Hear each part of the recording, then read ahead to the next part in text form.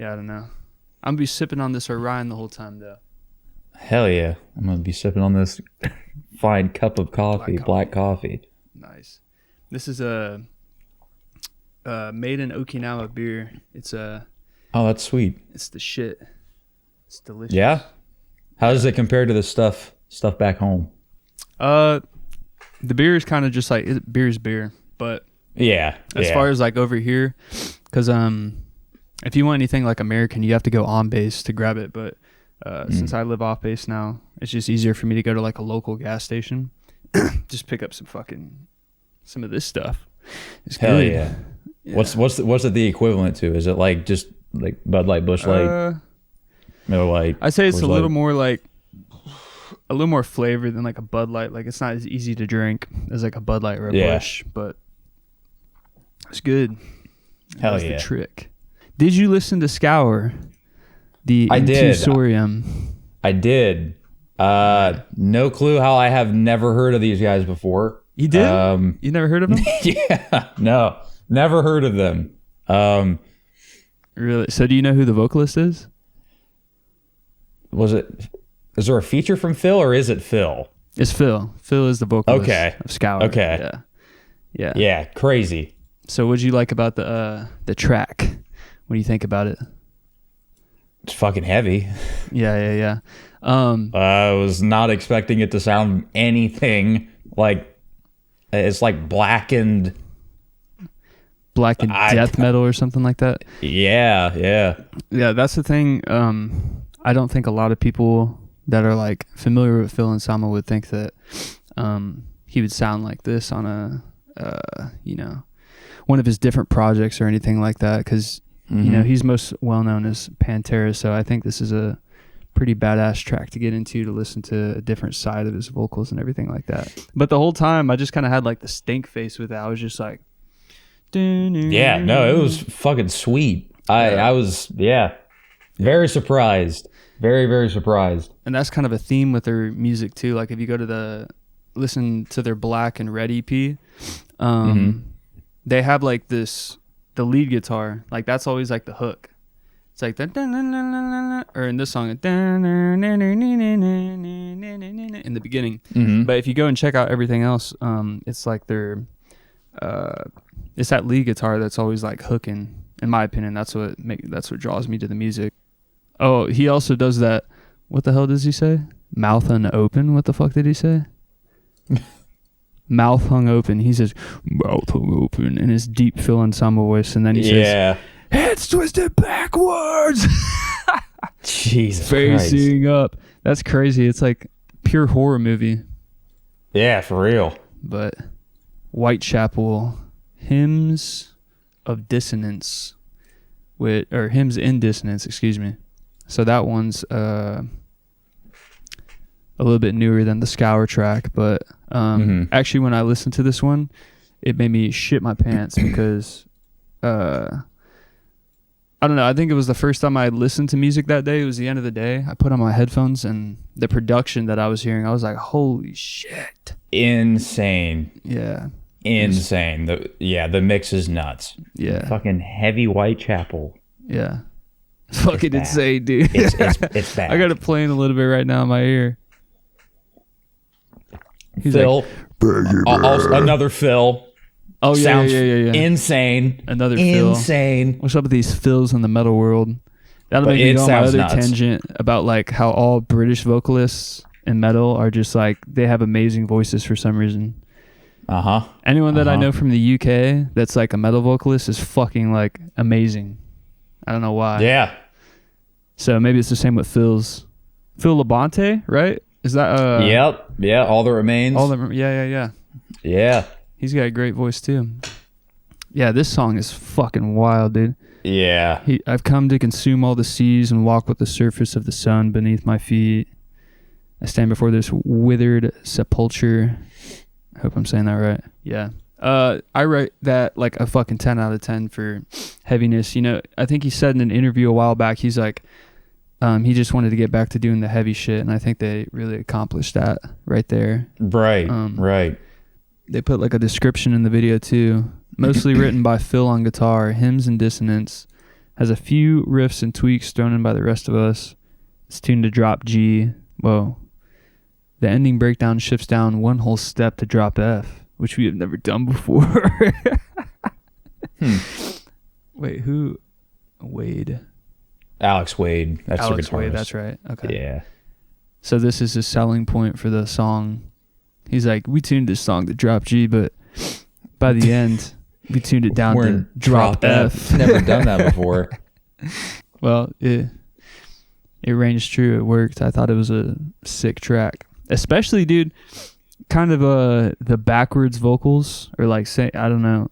I'm assuming he actually learned how to like do it backwards, and he didn't like right. The first line of the song, and then like I'm somewhere in the lyrics. middle he does it again. Yeah. Nataz, obviously. That's Satan. Satan the Father. Yeah. Yeah, that's kind of wild. Yeah, that's cool. The Black Sabbath shit where like the story that if you play like Black Sabbath backwards, it's like some fucking satanic ritual type thing or something. I can't remember. Yeah. And the first thing I think of is like Avoid the Light by Pantera. Phil does that in the intro. Really? But his voice is like they reversed it. Kind of like the Blackened intro for Metallica. They reversed it, but he's actually in here saying like actually saying the words backwards, so yeah, he gets extra cookie points for that one. I'm stoked to hear whatever else is going to be on this album. I don't know. Have they released anything else from this, or is this the only single? Let me take a look because I think they have. I want to say they have, but because I think on Apple Music it looks a little different. They show you. Oh yeah, we've got like the full track list and everything. Yeah. So you're an Apple Music user too? I am. Yeah. Oh my God, this is nuts. Yeah. Well, I think it's better than Spotify for the reason that they pay more per stream. So if you're using Apple Music, you're supporting artists more than on Spotify. Exactly. But I do have both, only because my brother's got me on a family plan. So. Oh, there you go. But that's just like the platform that you go to see like how popular a band is. You look at exactly how many monthly listeners they have. So that's mostly what I use it for. But everything else is Apple Music. So yeah, we got a Visceral Wretch, which I remember that song. That came out like last fall. Yeah, that was another cool tune. He seems angry as fuck. The song titles are very early Whitechapel. Oh yeah. Diabolic Slumber. Diabolic, yeah. He's really angry right now. He's like, we're getting back to the real shit. Back to the early shit. We're going back 20 years. Yeah. All right, what else do we got? Shadows Fall in the Gray. I'm excited about this one because I'm a big Shadows Fall boy. Mm-hmm. Big Shadows Fallout boy? No Fallout. But yeah, Shadows Fall. Yeah. Yeah, oh yeah. Shadows Fall in the Gray. Yeah, this song was sick. I don't think they've released anything since like 2009. Something like that. 2012 was their last album. Wow. It looks like they released. Okay, they had a single in 2009. That's what I was thinking of. So their last album was 2012, and they finally came back. And I want to say I don't have a like confirmation on this, but one of my buddies, I think someone on Twitter had said something. This is so loosely based. I have like no reference for any of this, but someone had said something about like what happened to Shadows Fall, and one of the members was like, people stopped caring or something like that, and something happened, and then they ended up coming back together. I don't know how true that is, but I heard that from someone that had seen some interaction. But yeah, like it could be horseshit because I don't have any reference to it. I'd have to ask that friend again, the story. But anywho, the song Shadows Fall in the Gray, sick as fuck. It's good. It's the good. Intro, it sounds like he's doing some modern shit, like some economy picking. Yeah. He's like trying to be Spyro Ducius. Is that how you say his name? You heard that guy? I don't know who you're talking about. Oh, you got to find out who that is. Spyro. He's the next greatest thing. Dude's like, he has the most like efficient picking technique in the world. But I'm not saying the guitarist of Shadows Fall is ripping off Spyro. It just sounds like he's been practicing over the years and developed some new techniques. Because since I'm so familiar with their previous albums, you know, I can tell it doesn't sound like he's done anything like that before. But this is just I can't say that I'm super metal. familiar with them, other than like they're like top hits, like the Light That Blinds. Oh, the Light That Blinds. Yes, dude. Yeah. Yeah, that song goes crazy. I threw that on after like the first time that I heard that song. I'm like, I got to hear this song. Yeah. Because I remember, man, was it like, it might have been like Madden 08 or something like that. That song was on there. Oh, yeah. Damn. And I missed it by a year. I had Madden 07 back then. It still probably had a crazy soundtrack on it, dude. Yeah, for sure. All those games, I think it was like Ozzy or some shit on there, and Five Finger Death Punch or some shit. I don't know. Damn. That was back in the day when Madden was actually cool, and they actually put like for real cool ass songs and shit in there. What do you think about this pinch harmonic breakdown? Let's see this.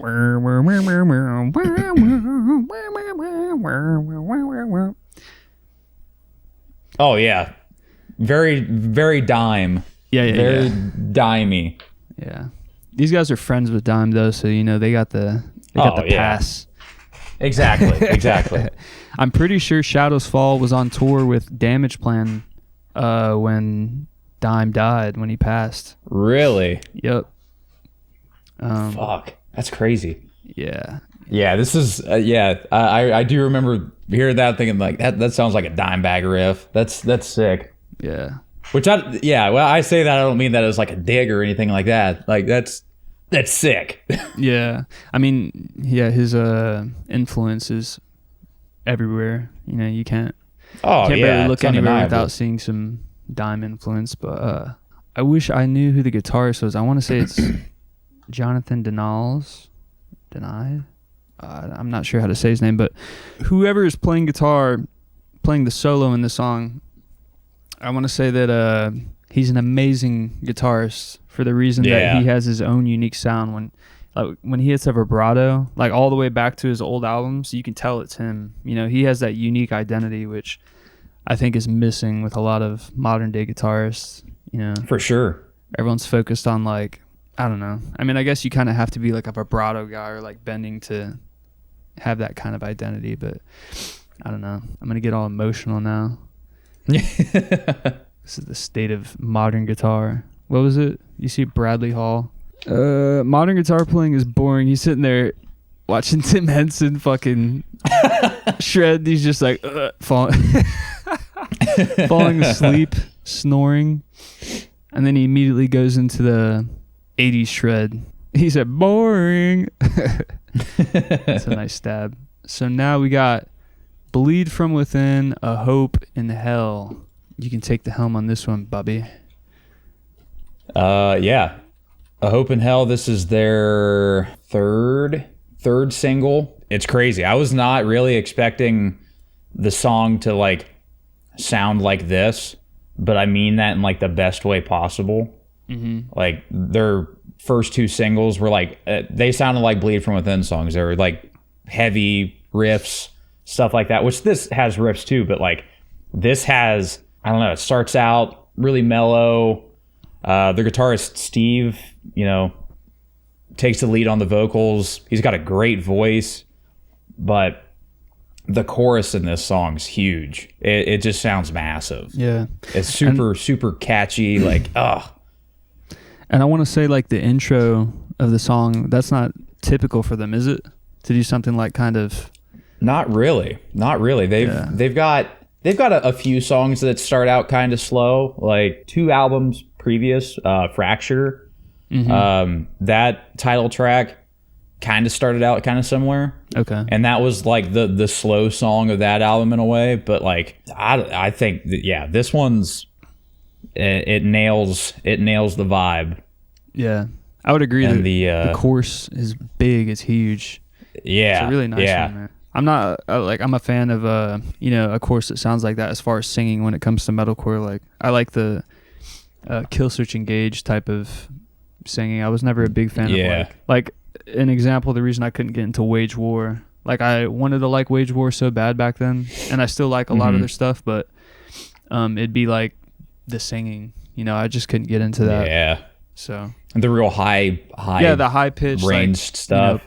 Almost pop-ish, kind of like a very singing. much very poppy. Yeah, I like there to be like this chorus. Yeah, this chorus is amazing. Probably one of my favorites of so far of the year.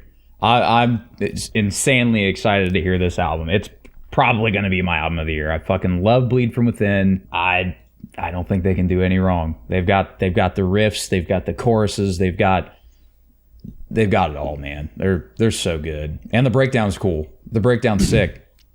Like this song's literally got everything. It's got the chill moments, it's got a big chorus, it's got a cool breakdown in it. Word, yeah.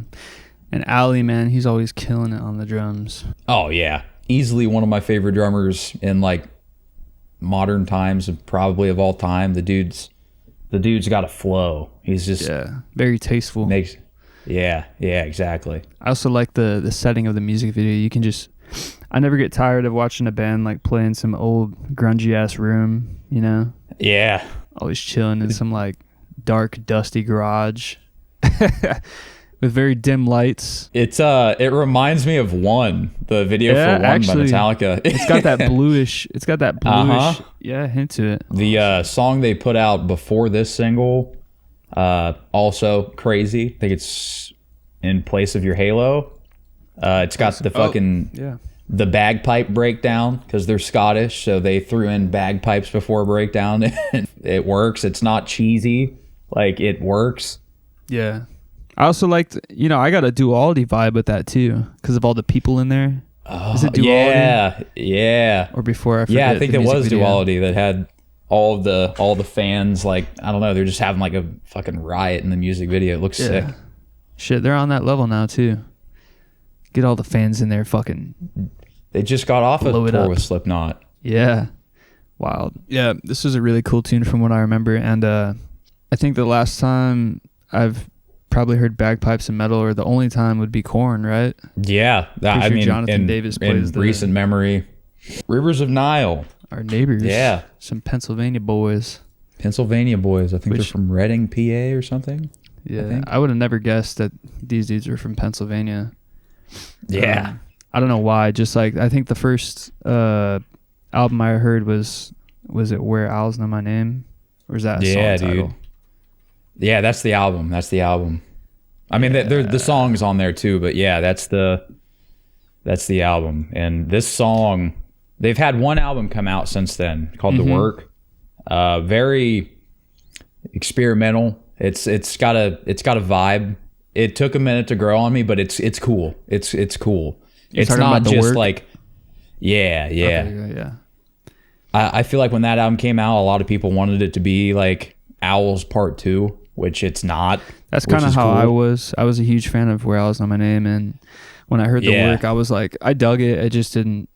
It's different. It didn't take me in far enough to like listen to it all the time. Yeah. So. Yeah. But the first listen of this House of Light single, I was like, this sounds like Where Owls Know My Name. Kind of digging it. Exactly. Yeah. But like it sounds different too at the same time. It's not like a copycat of that album, but it's a progression. It's a good progression of that sound. And they've got a different vocalist now. They've the vocalist that was on Owls and The Work left the band. Yep. I think medical reasons or something like that. And now they've got the bassist does a lot of like the heavy vocals, and then I think the guitarist that they have doing the singing was in Black Crown Initiate. Yeah. Okay, yeah, I've heard of that band too. Also from PA, I think. I've heard a few songs from them. I actually found them through Rivers of Nile, and that dude's voice is nuts. This is another song that's got a crazy good chorus. Yeah. Like, first time that I heard that chorus, that melody was like instantly stuck in my head.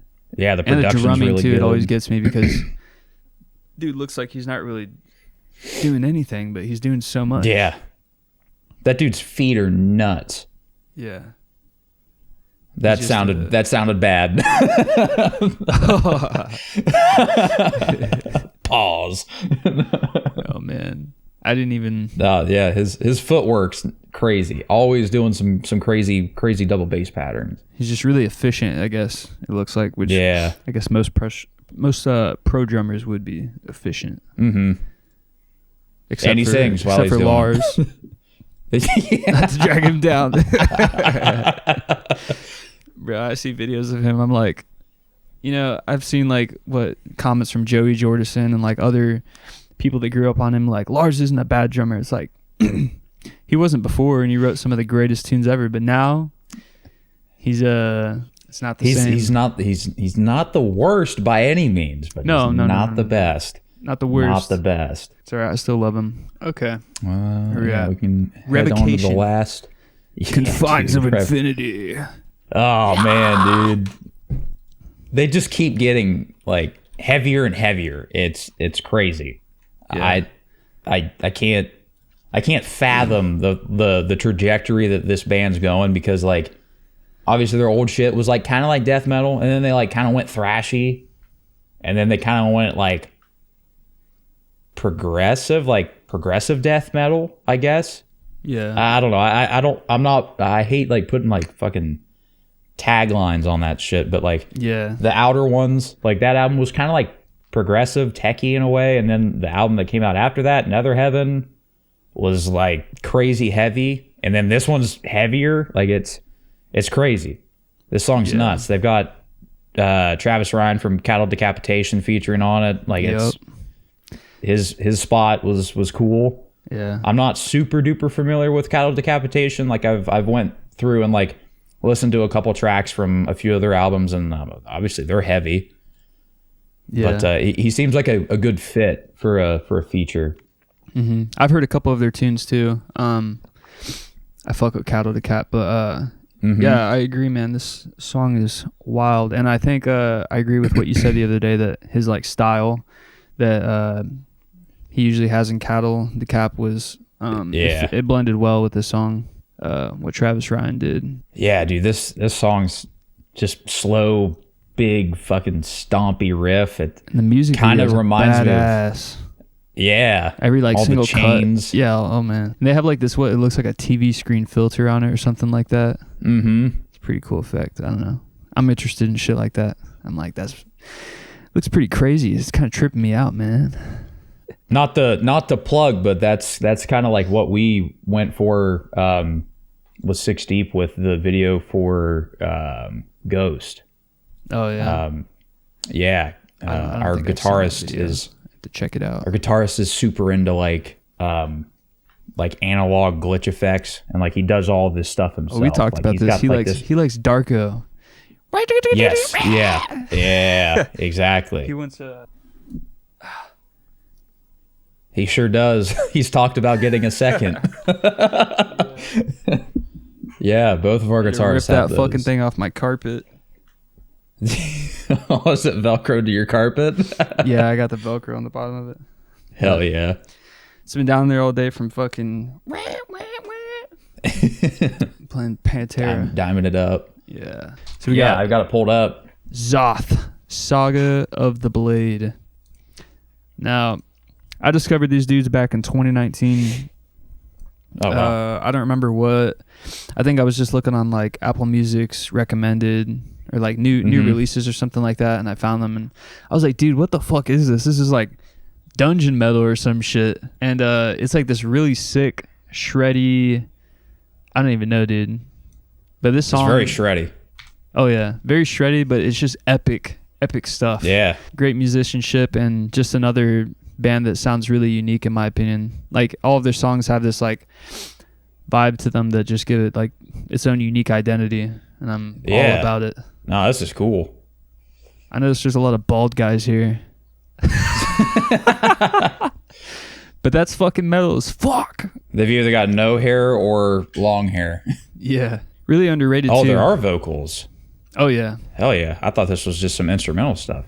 Oh no, so straight ahead too. There's like no flashy gimmicks or anything like that. They're just showing off their musicianship, and yeah, I love their stuff. I don't know, it just makes me think of like, I'm really into like Lord of the Rings, like wizards and shit and fucking orcs and stuff, and this makes me just feel like I'm going through a forest in a dark hood with a wooden wizard staff, and I'm about to like light up some fucking trolls, bro.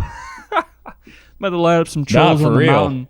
Yeah, my fucking staff. I'm gonna be checking out more of these guys for sure. Yeah, I'd recommend Interdimensional Invocations. That's the one that I found in 2019, and like Casting the Sigil, Mountain Machines, all those tracks are great stuff.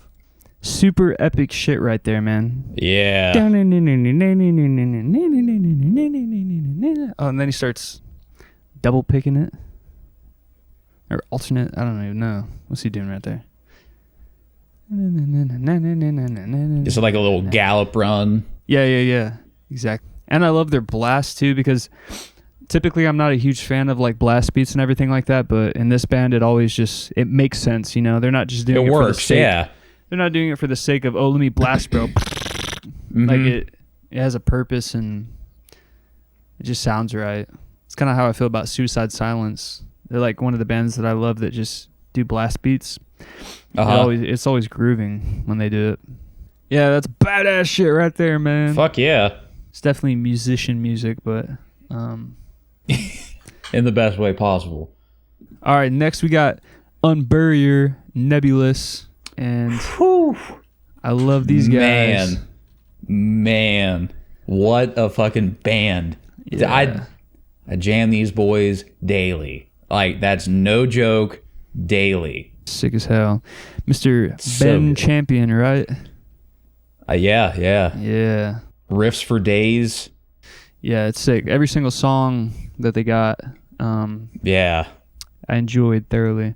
This music is so fucking, I just feel like it's rare, and especially to hear something, this Nebulous EP right here.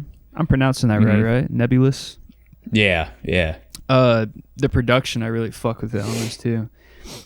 Just to hear it's like crystal clear. Yeah. Good riffs. Just great solos. Great shit to listen to. Yeah, if you fuck with like Revocation, Silosis. Man. Yeah, Silosis. So it's a little more like on the technical side, but Decapitated, I'd say. Yeah. I don't think I heard good shit. Listen to Unburier. Yes, listen to Unburier. They're badass. Oh, Seventh Circle. Our boy Tim. Okay. Australia band, kind of hardcore, like metallic hardcore in a way. They got crazy riffs. The production sounds just every song on this EP. There's No Servant of Mine. It sounds pissed. Like it's very aggressive. They got lots of good riffs. They got breakdowns. I don't really know how I could compare them to anybody, but I mean they're doing the hardcore metalcore adjacent type sound really, really well. I really liked the little guitar solos that got thrown in along the EP, and then vocally, I like how he swapped out. It seemed like his main scream, and then he went off to like, I don't know. It just had like some iconic moments vocally where he was like actually like throwing his real voice out there. For sure. I really dug it. Yeah, these guys are sick because it's like, I don't know, I feel like a lot of other bands that are like doing that sound, like not to sound like the fucking Silosis fanboy, but they're not tuning super low. Like they're not. What are these guys? I don't know. I don't think it's anything crazy. I mean, in like I've the been video fooled in the past. You know, the first time I heard Dormant Heart, I thought that shit was in like drop C or something like that, but that's the illusion of the bass being really up front in the mix. You listen to Leech with like a fucking, the volume on blast, the intro just the bass is so up front, but I don't know what tuning these guys playing. But I thought you were gonna say like something crazy. I thought you were gonna say they played in like standard or D standard, and I only would think that because I've been fooled before. Like I said with Dormant Heart, Dormant Heart had me thinking that shit was in drop C or something. I'm gonna guess. I mean, the one video that they have, their guitarist is playing a 6-string Explorer. So I'm guessing it's nothing crazy low. It sounds maybe like C sharp, maybe. I'm at the end of burn right now. I'm gonna guess like drop B. Okay, yeah. Let me but C sharp and drop B are close enough. So yeah. So we're in the same ballpark right now. But yeah, good stuff. Oh, it's just heavy. It's just heavy. Sick EP. Warbringer, A Better World. So these guys have been around apparently for a very, very long time. And I had never heard them until they put out this new single called A Better World. It's very thrashy, just real fast riffs. But I went back and listened to a lot of their other stuff, and it's also killer. It's very good. If puts me in the mind of like Testament. Yeah. With the riffs. But vocally, they've honestly got some like kind of power metal vibes with some of the vocals on their older stuff. Yeah. Because their vocalist, man, he can get high, like real high. Yeah. But I mean, you don't really hear where that the balls in this. go up in into that the stomach high, like yeah. But A Better World, I'm very excited for. They got a new album coming out. It looks like it comes out March 14th. And speaking of the vocalist, I'm checking this music video right now, and dude's very he's got great stage presence. Yeah, he's moving all over the place. He reminds me a lot of my buddy Colin of Ignominious. Oh yeah, Colin's a little more, I don't know, he's his own fucking thing, his own character, but the way this dude was just headbanging, yeah, Colin does a little bit of that. I can't really do it. I don't got the hair. It's a good vocalist, man. They got the energy. Kind of reminds me of Trevor from Black Dahlia, R.I.P. Yeah. But yeah, same kind of vibe. And honestly, a lot of the riffs in this song kind of remind me of like some Black Dahlia-esque stuff. Yeah, they're a band that I never really like went super deep into, but I've heard like the Miasma record, or Miasma, however it's pronounced. That one's really good. And Nocturnal. Those are the two albums of theirs that I've like really listened a lot to, and they've got some really good guitar work. Okay, we're talking about Black Dahlia. See, I didn't know them. I had to look it up. So I haven't heard. I mean, I've heard like bits and pieces of those songs, but really, I got introduced to them kind of late. And it would have been after Brandon Ellis joined. Okay. So, Sunless Empire, bro. That guitar solo is god tier, man. It's one of the greatest solos I've ever heard. Sunless Empire by Black Dahlia Murder. Sunless Empire. I don't think I know that one. Yeah, I've never heard much from this album. Do Sunless Empire and then go to about 2 minutes in, because also right before the solo, the fucking like bridge or break, whatever that is. Mm-hmm. Great chord progression, bro. And Trevor's vocals. It's soul ripping, man. Oh, yeah. Tears your soul apart. Dude, Brandon Ellis. What a monster. This dude understands the fucking assignment when it comes. You know, this solo on Sunless Empire, bro. There's so much emotion in that motherfucker. It makes me want to cry. That is beautiful. And then he just starts going fucking ham, bro. He starts wailing.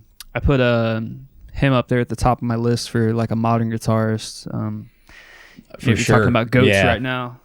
I don't think there's a goat, but that top 5 list, he's definitely fucking 1 or 2, in my opinion. Oh, yeah, I agree. I don't know if I could put together like a solid top 5, but yeah, he's up there. Like him, Wes Hauck, like. Yeah, speaking of that, I was just watching Wes Hauck's story, and dude, his fucking playing live or something like that, and just killing it. Their music is so progressive. You know, they're just doing like a bunch of random shit, but it all makes sense. You know, like once they finally hits. And they just like lean into everything. It's like it doesn't seem like they stay on track for super long. Like they make like one like little half turn and then they fucking lean into it, and then they do another like 2 halves to the left and then lean into that. I can't even describe it, bro. It's for really sure. Great. Yeah, Sunless Empire. Black that was Murder. A sick ass solo. Yeah, man. He's like you said, very. It's just there's just emotion. Oh yeah, you can tell like. when they wrote that they were going through some deep shit or something, man. I guess we're moving into the new gear section. Let's talk about NAMM.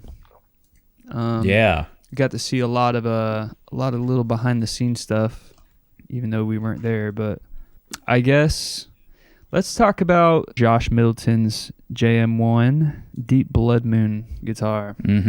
Yeah. That thing. I'm assuming the specs are the same as you have one of his signatures, right? I do. If you want me to grab it, I'll pretty please. I want to see it. Wow, that's nice. Okay. Yeah. So I think the majority of the electronics and a lot of the hardware is the same. I think the majority of the difference is obviously one pickup compared to this has two pickups. Obviously, the new one's just got the bridge pickup, but it also looks like I've got a picture of the JM1 pulled up.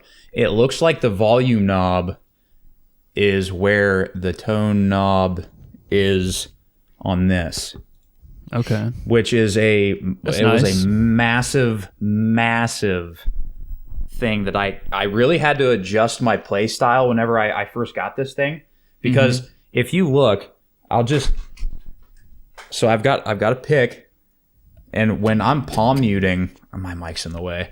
When I'm palm muting, my pinky is like resting on the volume knob. Yeah. And I don't know, I catch myself every time, like a lot of the videos that I've been recording have been with this just because it's such a comfortable guitar to play. I love this thing to death. Anytime that I watch my videos back, I don't even realize I'm doing it.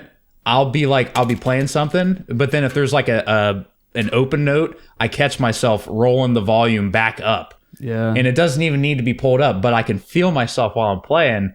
I'm bumping that volume knob. But it looks like on the JM1, that volume knob is where the tone knob is on this, which is a great change. Yeah, you got it. But yeah.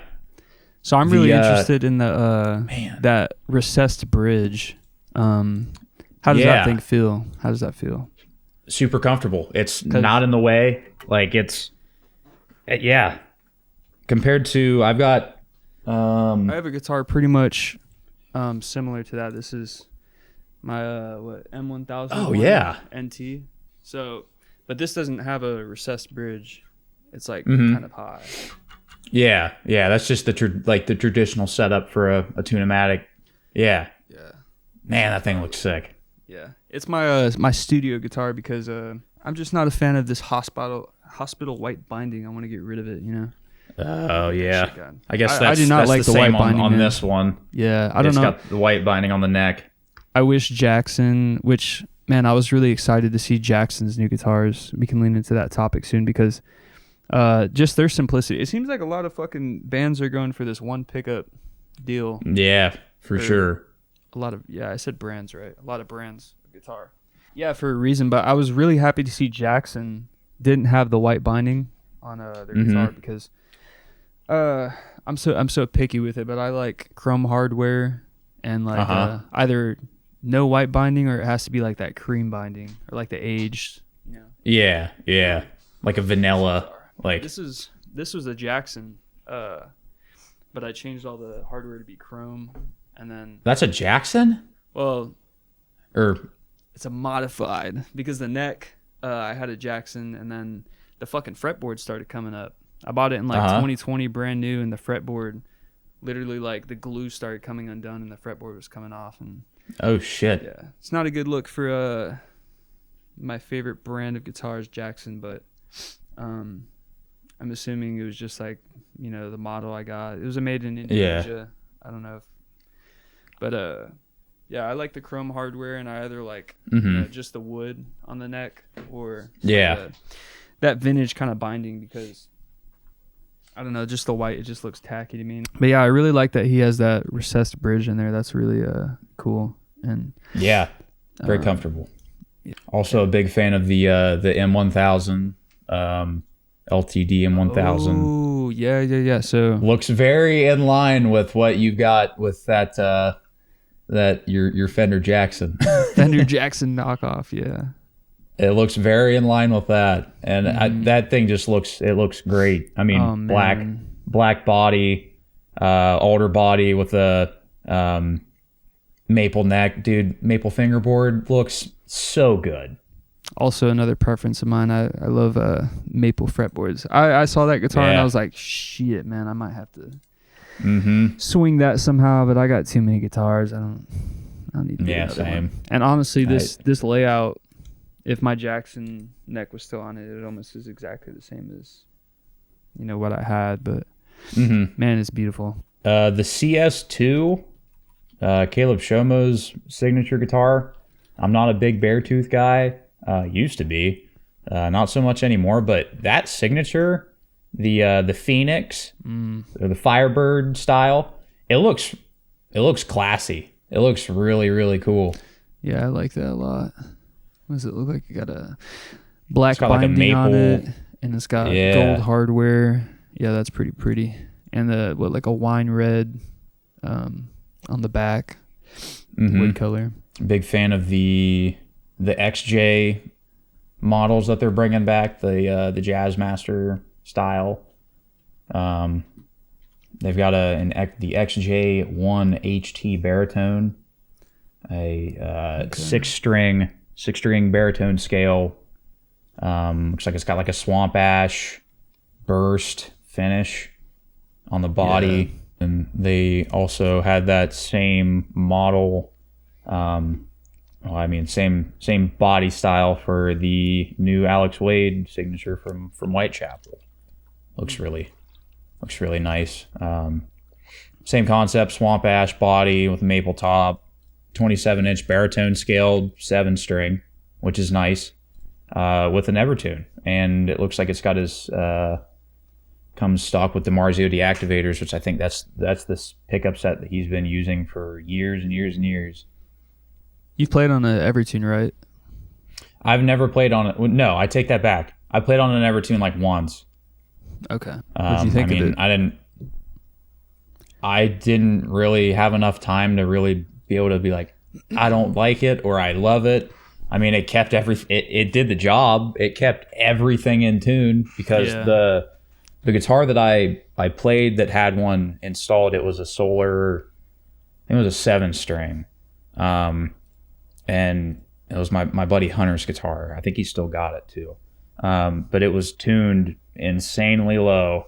But it held up in the tuning perfectly fine. One thing though, they make those guitars like feel like bricks. That is a heavy bridge. Really? I don't know how much they weigh, but yeah, that guitar was heavy, and it wasn't like the guitar itself because it was like a swamp ash body, so it's a really light guitar. But with that Evertune, dude, that thing was chunky. Did you notice anything with like the sustain or anything? Because I've heard that I didn't. I've heard that though. Yeah, I've never had the opportunity to try one yet, so I'm always curious about what do people think about the Evertune. How about that Mick Thompson? Oh yeah, of course, yeah. MT1. That's a big move. Yeah, that thing is slick, man. Yeah, he's got like the Stealth logo at the headstock. That's really nice. Yeah, this thing just looks very no frills, straightforward. It looks like a guitar that's built for metal. Yeah, like it's no fancy stuff. Stealthy. Not that you need it. Look at the tuner pegs. Stealthy. That thing, the tuner pegs look really yeah, they look different than what they normally have on their. Looks like it's because they look like hip shots. Yeah, those are nice looking. And then you got the whole fretboard. It's like a diagonal slice off at the bottom or something. That's cool. I don't know what that's called. Me either. I'm gonna see if they've got that in the pretty sick description. Unless I'm somehow missing it, I don't see what that's called. But I know what you're saying. I always figured it was for like lead playing, just to get that extra fret. Yeah, probably up to the 24. Well, I don't. Yeah, maybe that's more than 24 frets. I don't know. Mick Thompson's like he's a shredder. He shreds. Yeah, that bridge on it too doesn't look like a traditional ESP LTD bridge. That to me looks like an Ibanez bridge. Huh. Good observation. Because But he it's was a, with Ibanez for a while, wasn't he? Or I think so. Or no, Jack. No, maybe BC it was Rich. BC Rich and then Jack. Oh, okay. Oh, it is an Ibanez like copy. It's from Hipshot, the Hipshot High Mass, but it says in parentheses Ibby. So yeah, very similar to the hell did they call that bridge? The Wizard Bridge? Maybe, I can't remember. I don't know. I've got it on my my Ibanez 7-string that I've got, and it's a very comfortable bridge. Very comfortable. I didn't realize that had that. Yeah, it's such a good looking guitar. Man, I'm really ready to see the DGZ. You know what that is? No. The new Dimebag stuff. Because you've seen little hints of it online. Dimebag guitars or Dime guitars. I think there's a picture of Cody. Oh, it's up online. You know, people have posted on Reddit and everything. This culprit shape, man, that's a fucking beautiful guitar. And I'm pretty sure Cody Jenks played that live too. I saw a picture of him. Really? Yeah.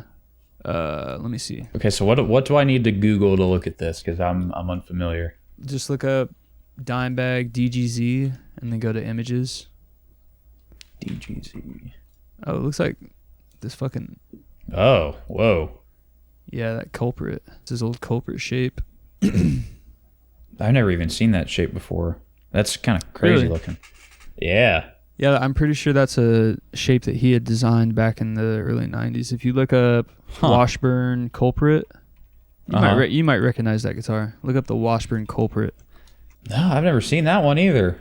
Yeah, I'm pretty sure he used that one exclusively for Primal Concrete Sledge later on, because in the beginning, I remember, I think he had that Concrete Dean, or maybe it was a Washburn.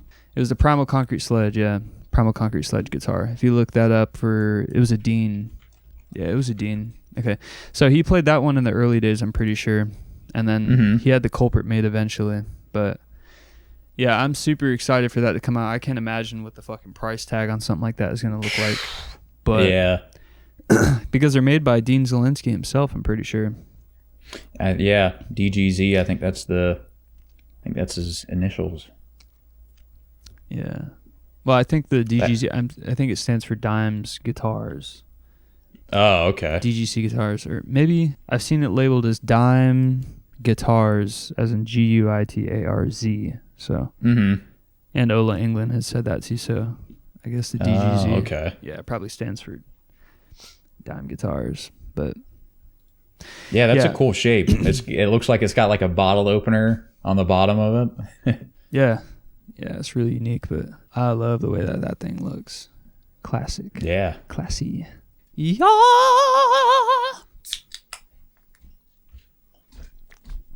All right. Grabbed another water. I'm waiting for the day we get Kevin Fassard so we can get a fucking lift in. Yeah. I just shut my camera off so you didn't see the Japanese ghosts lurking about this haunted island that I live on. The Ring type shit. Oh, hopefully not. Hopefully they just be like passing through the wall, maybe. Yeah. All right, man. Here's the next topic: Metallica versus Megadeth. Who do you pick? Metallica, 100%. Metallica? Oh yeah. Oh, dude, right. look, I'm Megadeth. Look at that fucking poster right there. Look at that fucking I'm big fucking ass jamming poster. Holy Wars right now in my ear. I'm fucking okay. That's fair. Hey, I got Blackened is on a loop in my head at all times. It's fucking that's it's an all-time riff for me. Yeah. To be honest, you know, they're both amazing bands in my opinion. I know some people they just don't like Megadeth, but I think what happened was I like all the hits, you know, like Fade to Black, like fucking Blackened, Master of Puppets, and Justice for All that shit. It's great stuff, but I was never super like infatuated with Metallica. Like I didn't go through that Metallica phase. Like a lot of guitarists or metalheads seem to have gone through, you know, people our age, people older, and even the younger generation. But when I was a teenager, I was like 13, 14 years old, and I was just like surfing the web on YouTube, and all of a sudden, like, I popped up on this like MTV Megadeth documentary, and I clicked on that thing and I watched it. It was like a school night. I was in like 7th grade, 13. Like a behind the music type thing? Yeah, and I fucking fell in love with them. I was like, yeah, these guys are awesome, just because of the way like the documentary was laid out. So I was surfing through all my CDs, because I used to have like a huge fucking stack of CDs from my old stepdad. He just gave them all to me. And I had my stereo system, and I popped in Countdown to Extinction, which I already knew, like Symphony of Destruction and like Sweating Bullets, you know, the fucking and Holy Wars. I knew all that, but yeah, like Foreclosure of a Dream and all those songs, like, you know, those give me like pretty intense nostalgia now, because I was like a part of my teenage years. But I fuck with Dave Mustaine's voice, dude. And even like the most 2016's Dystopia album, I think that had like Chris Adler on the drums or something like that. Yeah, it did. And yeah, I forgot about that. Fucking sick. His voice was sick on that album. They had riffs and everything, and I'm a big Megadeth fan, and I choose him over Metallica just because. Yeah, no, I agree with the riffs, like modern riffs. I would, in terms of like, they're a better thrash band.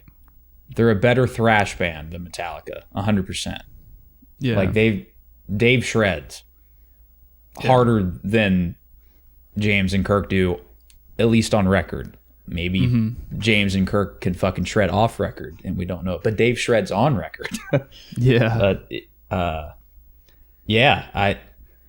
I completely forgot that Chris Adler played drums. Does he still play drums for them? No, I think he's in a different project now. I don't. Oh, that's right. I remember hearing something. Oh, what the hell is that called? I can't This was remember months ago. Yeah, I completely forgot about that, though. I remember when Dystopia came out, though. Yeah. I do remember that. Nah, I mean, Megadeth, like that whole story, too, it made it that much, like, better for me. You know, like getting kicked from Metallica and, like, oh, fuck. You know, now he's got to figure out his own thing. Yeah, that got me into them, dude. And Holy Wars, man. I mean, you just can't go wrong. That's a great song. It's got everything. It's got fucking blazing riffs. And even his voice, dude, you know, people talk about his voice or whatever, but that just falls in line with, like, okay, think of Lane Staley, think of Howard Jones, like unique voices that are kind of an acquired taste. Like people hear it at first and they're like, ooh, I don't know. But, you know, they eventually come around to it, and that makes it that much more powerful. I mean, I'm fans of vocalists like that, you know. Yeah, I mean, you know who it is right off the bat. It's just not blending in with everything else. You know, it gives it its own identity. Megadeth sounds like, and even to Metallica, you know, Metallica, Hetfield has his own voice too. But I'd say Hetfield's a lot closer to other vocalists than fucking Dave Mustaine. For sure. Yeah. Watch him become a god. Yeah. Oh, what is it? Sweating Bullet. Sweating Bullet. Sweating Bullet. So, like, tell me about your Metallica story then. Like, how do you start listening to Metallica? How do you become a fan of Metallica? Turn on Blackened. Oh, great song. So growing up, my dad had he had a couple of Metallica's cassette tapes, and anytime we would go anywhere, he loves Metallica too. Probably not to the extent that I do, but growing up, we had the cassette for the Black Album, and not a very popular one, but we had the cassette for Load. So we would jam those two albums like constantly. So I was always obsessed with Metallica since I was in a car seat. That was like the story that my dad always tells me, was that he said he'd put me in the car seat, and right off the bat I would say, put on the Metallica guy, and then we would like listen to the Black Album and stuff. So, you know, fast forward to me kind of like being able to find more music myself, and like being able to just getting money for Christmas and birthdays and stuff like that. I vividly remember going to Walmart and the first CD that I ever bought was Master of Puppets. Hell yeah. And listened to that album nonstop. Had like a little MP3 player that, I'd load up with music and stuff like that. But it started with Master of Puppets, like as I was growing up, and then ended up buying all of their CDs. I've still got them. They're in a tote in the closet behind me. I've got all of their CDs. We got a super fan on our hands here. Dude, I love Metallica. They're the reason that I started playing guitar. Oh yeah. But yeah, I remember Master of Puppets and Master of Puppets, Ride the Lightning, and Injustice for All. Dude, those 3 albums like blew my mind whenever I was a kid. Yeah. And I never heard music like that, and I was like, okay, yeah, I like this. And I feel like it's such a younger age, like, and it's same for you too. Like, Megadeth's got some longer songs, and with Justice being my favorite Metallica album, all of those songs are long as shit. Like, yeah. So I feel like that's, in both of our cases, that's pretty uncommon for like a younger person to be into stuff that's like 6-minute songs. Like, yeah.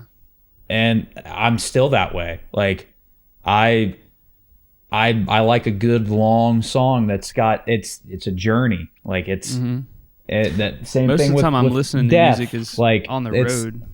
Oh yeah. Exactly. Yeah, you got plenty of time to work through a meaty album, you know? Yeah. But yeah, it all started with Metallica. They're the reason that I wanted to pick up a guitar. I remember the first riff that I poorly learned was Creeping Death. And yeah, I was obsessed with Metallica. I had a couple other live DVDs, and I would like sit there and study this stuff. It was crazy.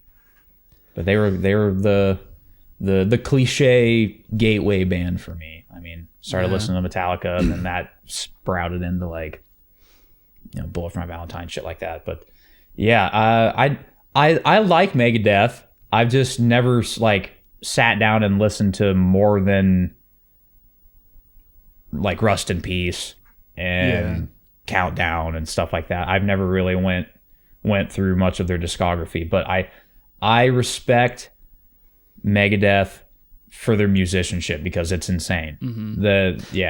Those guys. That's kind of how I was as like a kid, though. I'd say I was like that with both bands. Like, I had my phase with Megadeth, but with Metallica and Megadeth, I was not really like an album listener of Metallica or Megadeth aside from like Countdown to Extinction.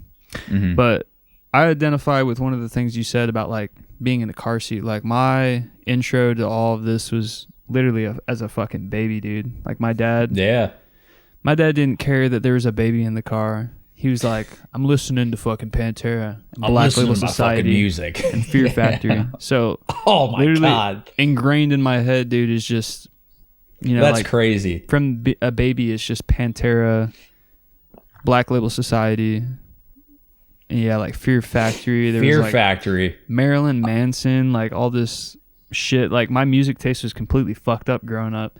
I was like 7 years old listening to like Tourniquet by Marilyn Manson in my bedroom, and my mom's like, "Are you okay, honey?" Like, yeah. I'm just jamming out. Yeah, so for me, Megadeth, Metallica, it was just a, kind of like a little phase. But I will say, I forgot to mention that my Metallica album was Death Magnetic. Really? Okay. Yeah, because my parents had bought me Death Magnetic for like, I don't know, like Christmas or 12th birthday. They would just get me albums because I was always jamming up in my room on my stereo.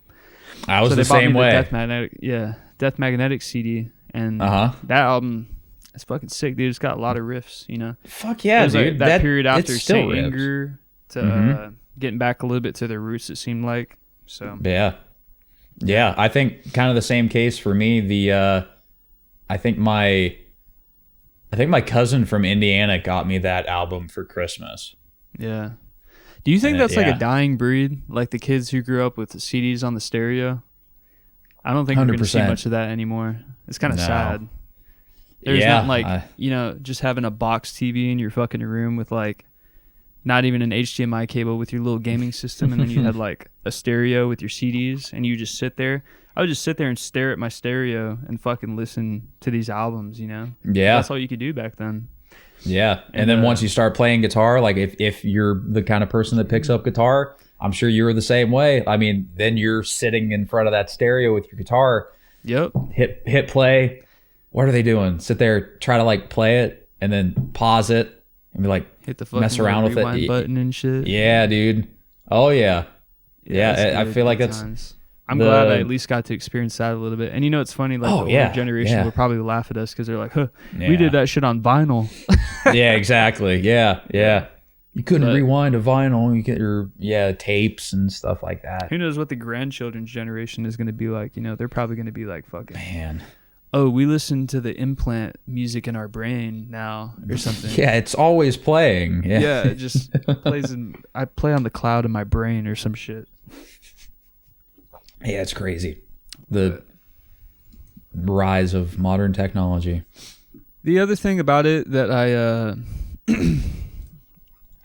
how I feel with Metallica and Megadeth and like all these bands that we're mentioning is that, well, stray off topic a little bit, but these bands back then were fucking limited to the gear that they had and the studio that they recorded in, and like nowadays it's so different with as far as music production goes. Like you can't you have so many options available that you could almost sound like anyone that you want to, whereas back then they were forced to work with what they had or what the studio had.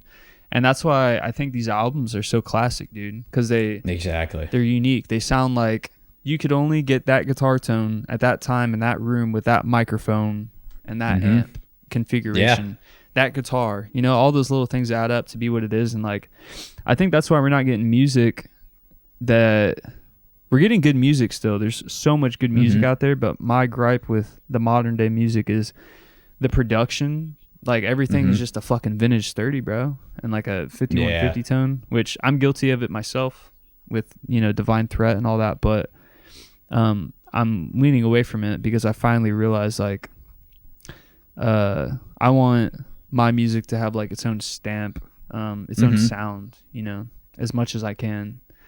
And I think that's just what makes that music so great, is that it was just unique, and there was no like, I mean, I guess there were some studio tricks back then, like they were using like samples and kind of playing the metronomes and locking to the grid. I think Megadeth did a little bit of that.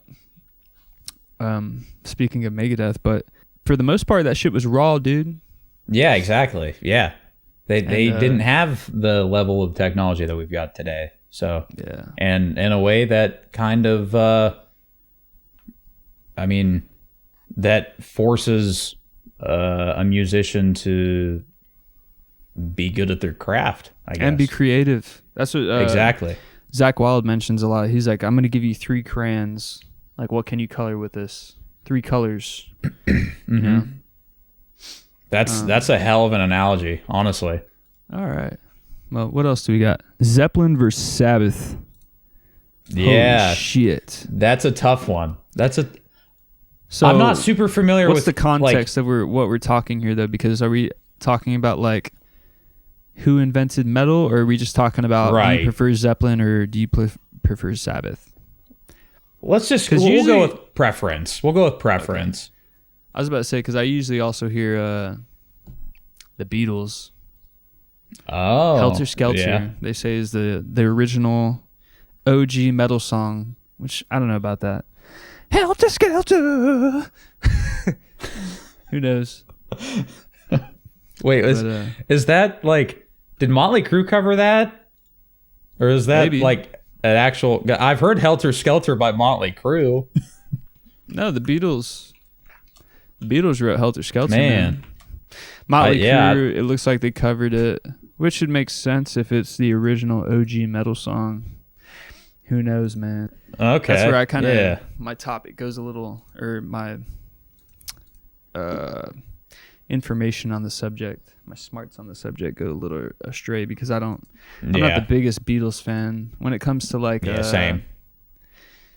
Old school music. I'm a huge like ELO fan. I fucking love Electric Light Orchestra. I've never even heard of that. You've seen Guardians of the Galaxy? Yeah. Like turn to stone, I turn to stone, or like. Oh yeah. They're always playing that kind of music, but I like it's a New World Record, that album. It has some more deep cuts on it. Just some like psychedelic kind of sounding shit, but yeah, for sure. Let me play some Fade to Black. All right, so when we talk about Zeppelin versus Sabbath, who do you prefer? Okay, I'm gonna let you go first on this one. So I'm not super like well versed on either of these bands. I literally just know the hits. But based on that, Sabbath for sure. I think we're a little I like the biased. vibes. We're a little biased on that subject.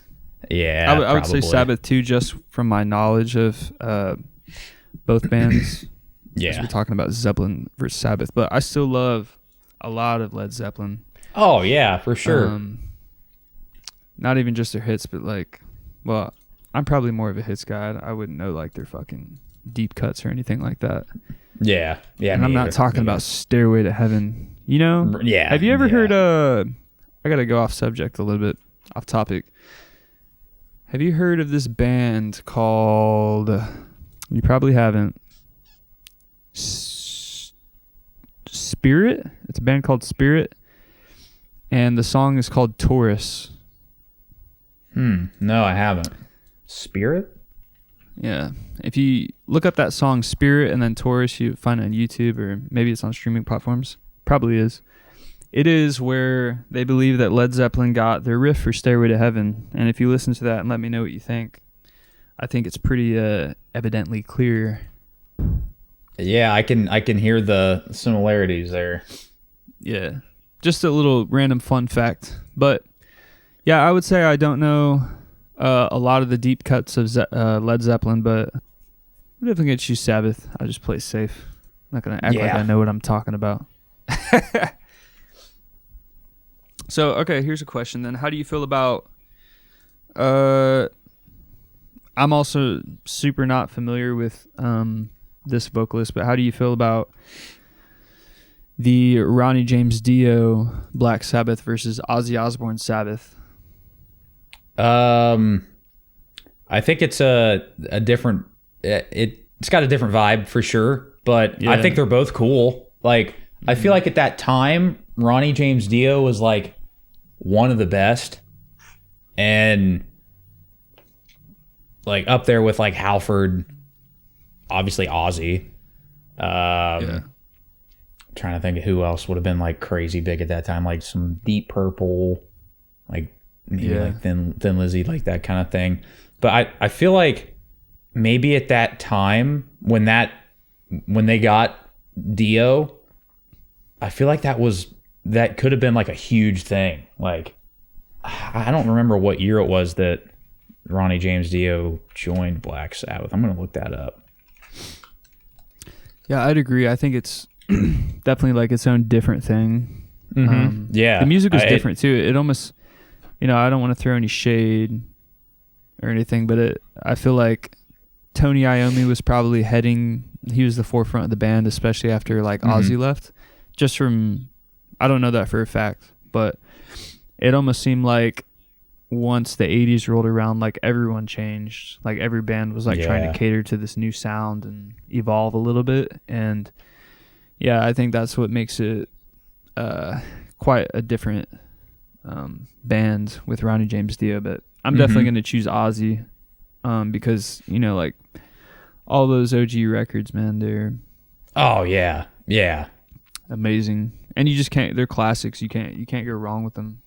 Yeah, no, I agree. I would probably prefer Ozzy era Sabbath. Yeah. Like the real early stuff, Master of Reality, the self-titled album. Yeah, I mean, it's got like their self-titled albums got War Pigs, Paranoid. Man, yeah. All Crazy. the good stuff. Compared to like Masters of Reality, you got Children of the Grave, Sweet Leaf. Man. Yeah, those are classics. But then with Dio, I mean, you got Dude, Dio. like Heaven and Hell. God. I'll put it like this. I would say that Dio on his own, I prefer that much more. How does he only have 2 million monthly listeners? That's kind of crazy. Dio on Spotify. I feel like that should be a little bit higher. Rainbow in the Dark, Holy Diver, those songs are fucking amazing, man. Yeah.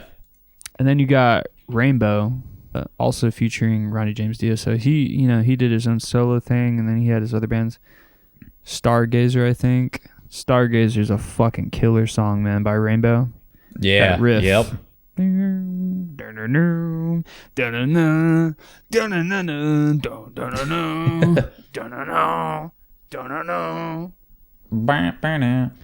you heard the Metallica medley of all of those like Dio Rainbow songs that was on that tribute album for him?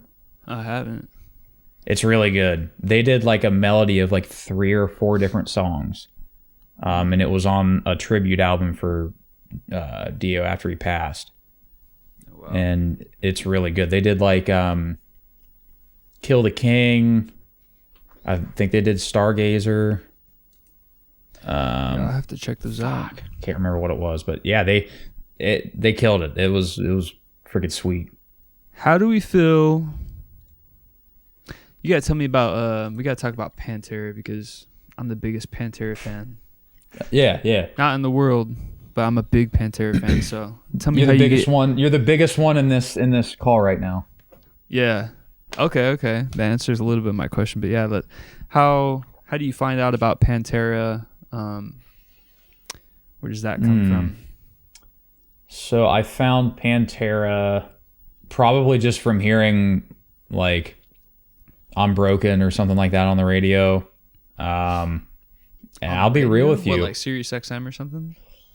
No, just like a local station out of like Akron or something like that. But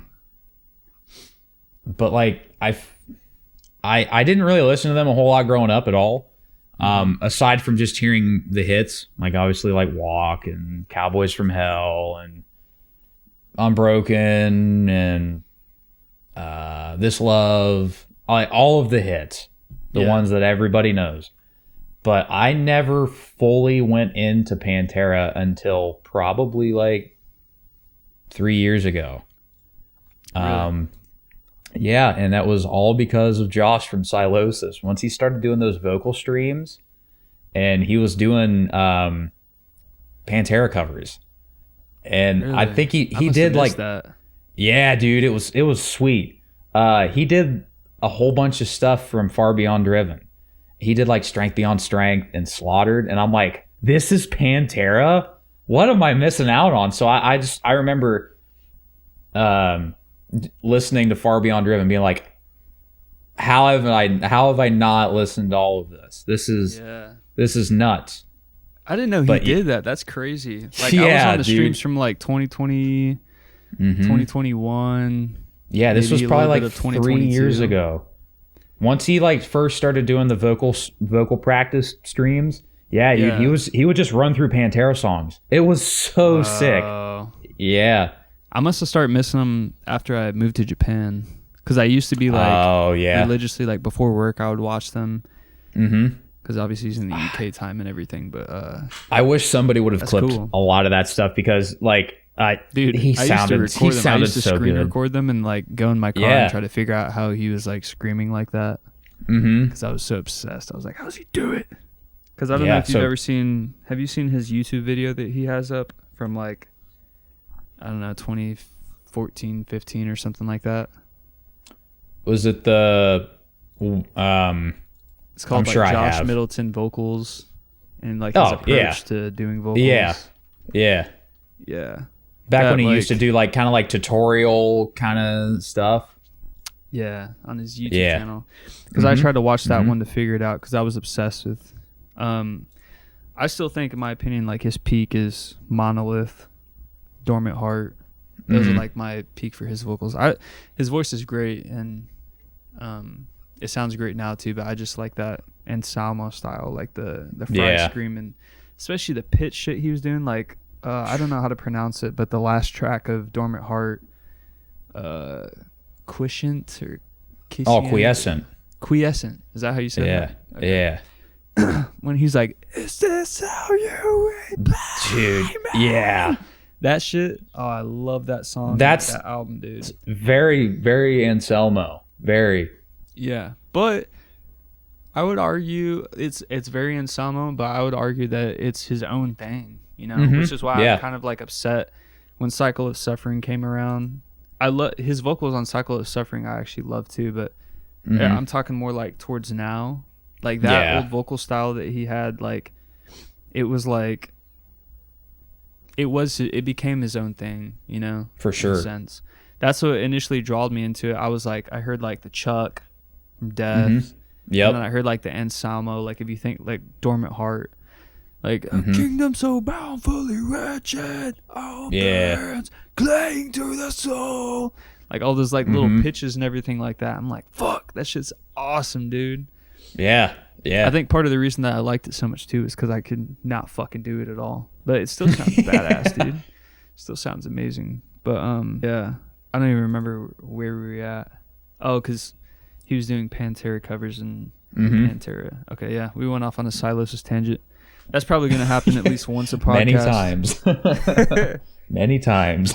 Yeah. Yeah. What about you? What's your intro to Pantera?